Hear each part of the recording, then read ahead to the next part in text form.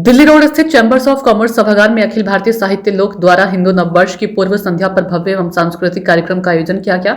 कार्यक्रम में परंपरा, संस्कृति और राष्ट्रभाव का अद्भुत संगम देखने को मिला है। कार्यक्रम के मुख्य अतिथि भारतीय जनता पार्टी के वरिष्ठ नेता एवं भाजपा व्यापार प्रकोष्ठ के प्रदेश अध्यक्ष विनीत अग्रवाल शारदा ने उपस्थित जन समूह को संबोधित करते हुए कहा कि नव संवत्सर केवल नया वर्ष नहीं बल्कि सनातन संस्कृति के नव जागरण का पर्व है। यही वह परंपरा है जिसने सदियों से भारत को ज्ञान, अध्यात्म और संस्कृति की दिशा दी है। उन्होंने आगे कहा कि भारत की असली पहचान उसकी सनातन परंपरा और हिंदुत्व की चेतना में निहित है। ये वही भूमि है जहां भगवान श्री राम ने मर्यादा का मार्ग दिखाया, भगवान श्री कृष्ण ने धर्म और कर्म का संदेश दिया और छत्रपति शिवाजी महाराज ने हिंदू स्वाभिमान की रक्षा के लिए संघर्ष किया। जब समाज अपनी संस्कृति से जुड़ता है तो राष्ट्र स्वयं सशक्त हो जाता है। उन्होंने सभी सनातनियों से एकजुट होकर राष्ट्र को मजबूत बनाने का आह्वान भी किया। कार्यक्रम की मुख्य वक्ता राज्य महिला आयोग की सदस्य डॉक्टर मीनाक्षी भराला ने भारतीय संस्कृति को जीवन में अपनाने पर जोर देते हुए कहा कि वसुधैव कुटुंबकम का भाव हिंदू संस्कृति की देन है जो विश्व बंधुत्व का आधार है। अखिल भारतीय साहित्य लोक के राष्ट्रीय अध्यक्ष डॉक्टर सुबोध गर्ग ने हिंदी भाषा के महत्व पर प्रकाश डालते हुए सभी से हिंदी में संवाद और हस्ताक्षर करने की अपील की। सांस्कृतिक प्रस्तुतियों ने बांधा समा। कार्यक्रम में बच्चों द्वारा प्रस्तुत मनोहारी सांस्कृतिक कार्यक्रमों ने सभी का मन मोह लिया।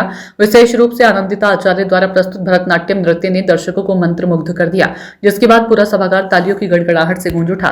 नव संवत्सर तिथि पत्र का लोकार्पण। इस अवसर पर नव संवत्सर तिथि पत्र का विधिवत लोकार्पण किया गया। साथ ही उपस्थित लोगों को संकल्प दिलाए और कार्यक्रम में प्रतिभाग करने वाले बच्चों को सम्मानित कर पुरस्कार प्रदान किए गए।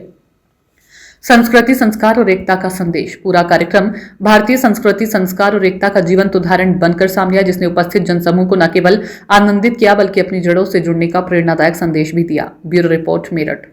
इस बात का ध्यान रखें कि कोई सिंगल मदर फादर अगर रहता है तो उसके बच्चे का आचरण कैसा है, उसका व्यवहार कैसा है, कहीं वो डिप्रेशन में तो नहीं जा रहा है, उसके माता पिता को अवगत कराइए। ये काम भी हमें लोगों का है। मेरे को समय दिया गया था बहुत थोड़ा सा, और वो पीछे से हमारे यशपाल जी जो इस सुंदर मंच का संचालन कर रहे हैं, उनका इशारा मुझे लग रहा है बार बार है कि बस इस कार्यक्रम आपका समय पूरा हुआ। मैं आप लोगों को एक आयोग की कुछ बातें बताना चाहूंगी। महिला आयोग द्वारा, जैसा अभी भाई साहब ने जिक्र किया था, नैब साहब ने, कि एक योजना चलती है कि सिंगल मदर फादर अगर है, चाहे तलाक हुआ है, चाहे उनका स्वर्गवास माता या पिता का हुआ है, उनको 4000 रुपए महीना सरकार 18 वर्ष तक जब तक बच्चा होगा देगी, उसकी पढ़ाई के लिए, उसके खर्चे के लिए। एक बच्चा है तो 4, 2 बच्चे हैं तो 8000, जिससे बच्चे की पढ़ाई सुचारू रूप से चलती रहे। अभी भाई साहब ने एक बुक दी कि महिलाओं संबंधित जो जितने रोजगार है, कैसे महिला सशक्त बने, कैसे रोजगार उसको मिले। तो उसके बारे में अगर आप मुझे कभी मौका देंगे किसी कार्यक्रम में, तो मैं आपको बता सकती हूँ कि महिला सशक्त नहीं बन रही है तो क्यों, और बनेगी तो किस तरीके से। सरकार इतना पैसा खर्चा कर रही है महिलाओं को सशक्त बनाने पे। 3200 करोड़ आपके मिशन शक्ति को दे दिया गया है, जो एक कार्यक्रम चल रहा है। 3200 करोड़ क्यों? क्योंकि उसको महिला सशक्त हो, बराबर हो, इसके लिए उन्होंने खर्चा किया है। श्री राम, जय श्री राम, जय श्री नारायण, जय भारत माता की, भारत माता की, वंदे वंदे। भाइयों बहनों, आज नव संवत्सर, नव संवत्सर केवल नववर्ष नया नववर्ष नहीं है, बल्कि यह सनातन संस्कृति के नव जागरण का पर्व है। यह वह परंपरा है जिसने हजारों वर्षों से भारत को ज्ञान और अध्यात्म और संस्कृति की दिशा दी है। यह वही पावन भूमि है जब भगवान श्री राम ने मर्यादा का मार्ग सिखाया, भगवान श्री कृष्ण ने धर्म और कर्म का संदेश दिया, और छत्रपति शिवाजी महाराज ने हिंदू स्वाभिमान और राष्ट्र गौरव की रक्षा के लिए अपना जीवन समर्पित किया। और भाइयों बहनों, हम उन महापुरुषों को कैसे भूल सकते हैं जिन्होंने हिंदू समाज में राष्ट्र चेतना का जगाने का कार्य किया, चाहे वो वीर सावरकर जी हो, चाहे लोकमान्य बाल गंगाधर तिलक हो, चाहे महामना मदन मोहन मालवीय जी हो। इन महापुरुषों ने हमें सिखाया कि राष्ट्र पहले है, संस्कृति पहले है और सनातन परंपरा पहले है। और यदि समाज में समरसता और सहयोग का सबसे बड़ा उदाहरण देखना हो तो हमें महाराजा अग्रसेन जी को याद करना चाहिए। महाराजा अग्रसेन जी ने एक रुपया का जो सिद्धांत दिया, वह समाज को एक जोड़ने का महान विचार था। वो विचार आज तक 5500 वर्षों से लगातार चल रहा है। उस विचार ने समाज को यह सिखाया कि जब कोई नया परिवार आए तो पूरा समाज मिलकर उसे खड़ा करे।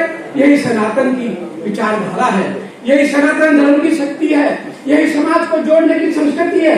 भाइयों बहनों, आज मैं पूरे विश्वास के साथ कहना चाहता हूँ, जिस राष्ट्र के आदर्श श्री राम हो, जिसका मार्गदर्शन भगवान श्री कृष्ण की गीता करती हो, जिसकी प्रेरणा शिवाजी महाराज की पराक्रमा हो, जिसका तेज वीर सावरकर जैसे क्रांतिकारियों का हो, और राष्ट्र को दुनिया की कोई शक्ति झुका नहीं सकती है, और जिसमें जन्म अटल बिहारी वाजपेयी ने लिया हो, और जिसकी रक्षा और देश का प्रधानमंत्री आपका चाय बेचने वाला व्यापारी का बेटा, गुजरात का छोटे चाय वाले व्यापारी बेटा नरेंद्र मोदी भारत की नेतृत्व संभालता हो, उसको कोई छुपा नहीं सकता है।